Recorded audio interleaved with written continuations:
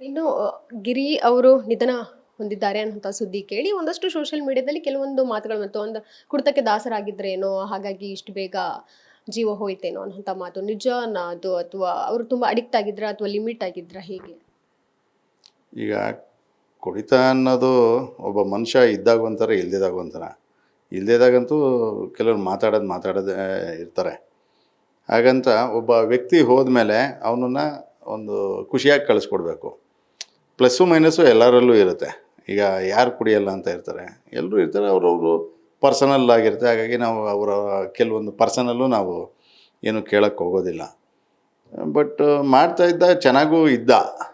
ಆಮೇಲೆ ನನಗೆ ಈಗ ಒಂದು 2 ತಿಂಗಳ ಹಿಂದೆ ಸಿಕ್ಕಾಗ ಒಂದು ಟೈಫಾಯ್ಡ್ ಇದೆ ಬೈ, ಒಂಚೂರು ಅದಕ್ಕೆ ಮೆಡಿಸಿನ್ ತೊಗೊತಾ ಇದ್ದೀನಿ ಅಂತ ಎಲ್ಲ ಹೇಳ್ದ. ಎಲ್ಲ ಹೇಳಿದ್ದ, ಎಲ್ಲ ಬಿಟ್ಬಿಟ್ಟಿದ್ದೀನಿ ಬೈ, ಈಗ ಮತ್ತೆ ರೆಡಿಯಾಗಿ ಬರ್ತೀನಿ ಅಂತ. ಇನ್ಫ್ಯಾಕ್ಟ್ ನವಗ್ರಹ ಪ್ರಮೋಷನಲ್ಲಿ ರಿಲೀಸ್ ಟೈಮಲ್ಲೂ ಕೂಡ ದಿನಕರ್ ಹೇಳ್ದ, ಈ ಥರ ಮಗ ಈ ಥರ ನಂಬರ್ ಇಲ್ಲ ಕಣೋ, ಶೇರ್ ಮಾಡೋ ಅಂತ. ಶೇರು ಮಾಡಿದ್ದೆ. ಆಮೇಲೆ ಅವ್ರ ಹತ್ರ ಬರ್ತೀನಿ ಅಂತಲೂ ಹೇಳಿದ್ದ, ಪ್ರಮೋಷನ್ಗೆ ಬರ್ತೀನಿ ಅಂತ. ಮತ್ತೆ ನನಗೆ ಫೋನ್ ಮಾಡಿಬಿಟ್ಟು, ಇಲ್ಲ ಬೈ ಬರೋಕ್ಕಾಗಲ್ಲ, ನಾನು ತುಂಬ ಸಣ್ಣಾಗಿದ್ದೀನಿ, ಅದು ವೀಕ್ ಆಗಿದ್ದೀನಿ, ಈಗ ಮತ್ತೆ ರಿಕವರಿ ಆಗ್ತಾಯಿದ್ದೀನಿ, ಪ್ರಮೋಷನ್ ಬರೋಕ್ಕಾಗಲ್ಲ ಅಂತ. ಆವಾಗ ನೋಡಿದ್ದು ಅಷ್ಟೇ, ಒಂದು 2 ತಿಂಗಳಿಂದ ನೋಡಿ. ಆಮೇಲೆ ರಿಲೀಸ್ ಟೈಮ್ನಲ್ಲಿ ಪ್ರಮೋಷನಲ್ ಆ್ಯಕ್ಟಿವಿಟೀಸ್ಗೆ ಬರೋಕ್ಕಾಗಲ್ಲ ಅಂತ ಹೇಳಿದ್ದ. ಬಟ್ ಓಕೆ, ರೆಡಿ ಆಗ್ತಿದ್ದಾನಲ್ಲ ಅಂತ ಒಂದು ಖುಷಿ ಇತ್ತು.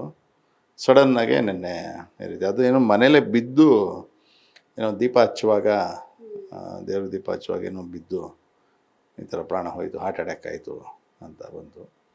ಬಟ್ ಇರ್ಬೋದೇನೋ, ಬೇರೆ ಕೆಲವ್ರು ಹೇಳ್ತಾರಲ್ಲ ರೂಮರ್ಸು, ಈ ಥರ ಆ ಥರ ಅಂತ.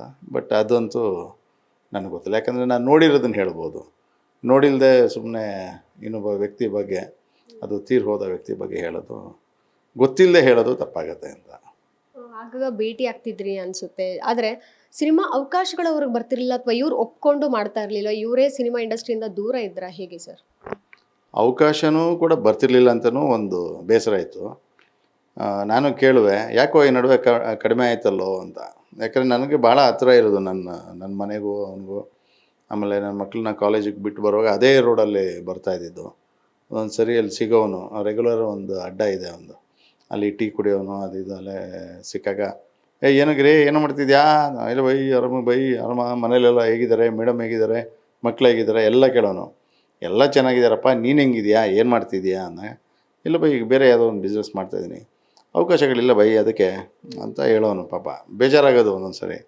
ಯಾಕಂದರೆ ಒಬ್ಬ ಒಳ್ಳೆ ಕಲಾವಿದ, ಸುಮ್ಮನೆ ಯಾರೋ ಬಂದು ಏನು ಆ್ಯಕ್ಟಿಂಗೇ ಗೊತ್ತಿಲ್ಲದೆ ಇರೋ ಅಂಥ ವ್ಯಕ್ತಿ ಅಂತೂ ಅಲ್ಲ. ಯಾಕಂದರೆ ಇಂಡಸ್ಟ್ರಿಯಲ್ಲಿ ನಾವೇ ನೋಡ್ಬಿಟ್ಟಿದ್ದೀವಿ, ತುಂಬ ಜನ ಅವಕಾಶ ವಂಚಿತ ಆಗಿರ್ತಾರೆ. ಒಳ್ಳೆ ಪ್ರತಿಭಾನ್ವಿತರು ಇರ್ತಾರೆ, ಅವ್ರಿಗೆ ಅವಕಾಶ ಸಿಗೋದಿಲ್ಲ. ಅವ್ರು ಬ್ಯಾಡ್ ಲಕ್ಕೋ ಏನೋ ಗೊತ್ತಿಲ್ಲ. ಕೆಲವರು ಏನೂ ಇಲ್ಲದೆ ಇರೋರಿಗೆ, ಅಭಿನಯನೇ ಗೊತ್ತಿಲ್ಲದೆ ಇರೋರು ಕೆಲವರು ಬಹಳಷ್ಟು ಜನ ಈಗ ಒಂದು ಮಿಂಚ್ತಾ ಇದ್ದಾರೆ. ಏನು ಮಾಡೋಕ್ಕಾಗಲ್ಲ, ಅದು ಅವನ ಹಣೆ ಬರನೋ ಅಥವಾ ಬೇರೆಯವ್ರ ಲಕ್ಕೋ ಗೊತ್ತಿಲ್ಲ. ಅದು ಇಂಡಸ್ಟ್ರಿ ಉಪಯೋಗಿಸ್ಕೊಳ್ತಿದ್ದಾರೋ ಇಲ್ವೋ ಗೊತ್ತಿಲ್ಲ.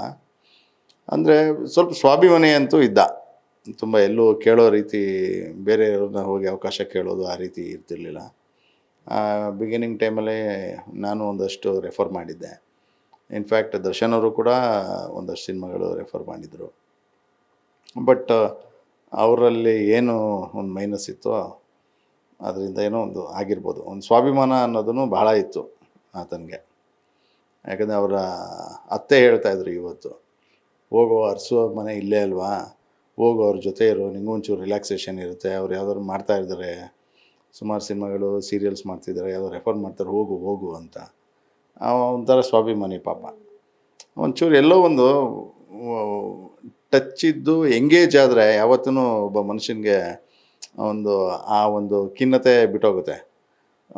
ಟಚ್ ಇದ್ದಾಗ ಎಲ್ಲರ ಜೊತೆ ಬೆರೆತಾಗ ಏನಾಗುತ್ತೆ, ಎಲ್ಲ ಮರ್ತೋಗುತ್ತೆ. ನೀಟಾಗಿ ಆರಾಮಾಗೆ ಲೈಫ್ ಲೀಡ್ ಮಾಡ್ಕೊಂಡು ಹೊರಟೋಗ್ಬೋದು. ಅದೊಂದು ಸ್ವಾಭಿಮಾನ ಅನ್ನೋದು ಇಂದ ಎಲ್ಲೋ ಒಂದು ಅವನಿಗೆ ಅದು ಧಕ್ಕೆ ಆಯಿತು ಅಂತ ಅನ್ನಿಸ್ತಾ ಇದೆ. ಗ್ಯಾರಂಟಿ ನ್ಯೂಸ್, ಸುದ್ದಿ ಖಚಿತ, ನ್ಯಾಯ ನಿಶ್ಚಿತ.